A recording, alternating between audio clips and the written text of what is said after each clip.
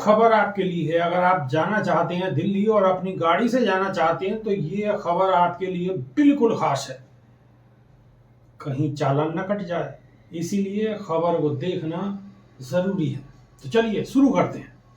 दिल्ली यातायात पुलिस राष्ट्रीय राजधानी प्रदूषण फैलाने वाले वाहनों पर कार्रवाई जारी रखेगी, क्योंकि वायु गुणवत्ता सूचकांक AQI गंभीर से बहुत खराब श्रेणी में बना हुआ है।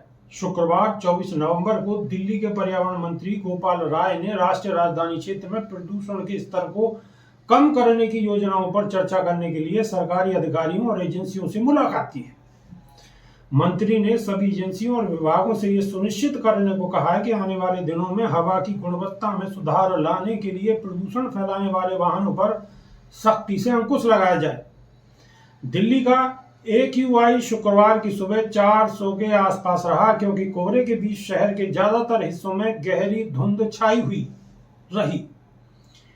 BS3 पेट्रोल और BS4 डीजल कारों पर प्रतिबंध जारी रहेगा, क्योंकि राष्ट्रीय राजधानी graded response action plan GRAP के चरण 3 के तहत रहेगी। दिल्ली ट्रैफिक पुलिस प्रदूषण फैलाने वाहनों पर या वैध प्रदूषण नियंत्रण प्रमाण पत्र के बिना वाहनों की जांच करने के लिए अपना अभियान लगातार जारी रखेगी।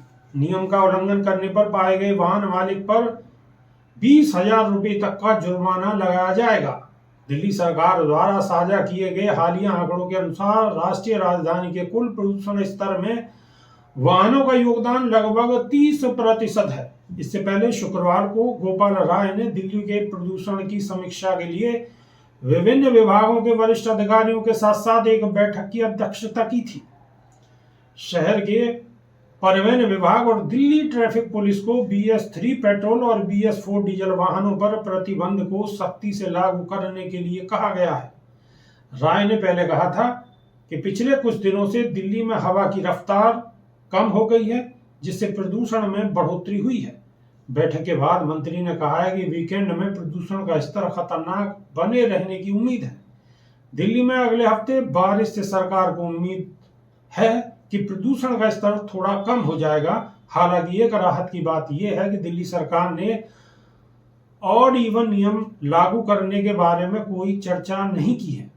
राज्य सरकार ने पहले दिवाली के एक दिन बाद वाहन रोशनिंग प्रणाली लागू करने की योजना बनाई थी। हालांकि सुप्रीम कोर्ट द्वारा इस कदम को प्रदूषण के स्तर पर ज्यादा प्रभाव डाले बिना सिर्फ दिखावा करार दिए जाने के बाद उसने योजना को स्थगित कर दिया था। अभी के लिए सिर्फ इतना ही। नमस्कार।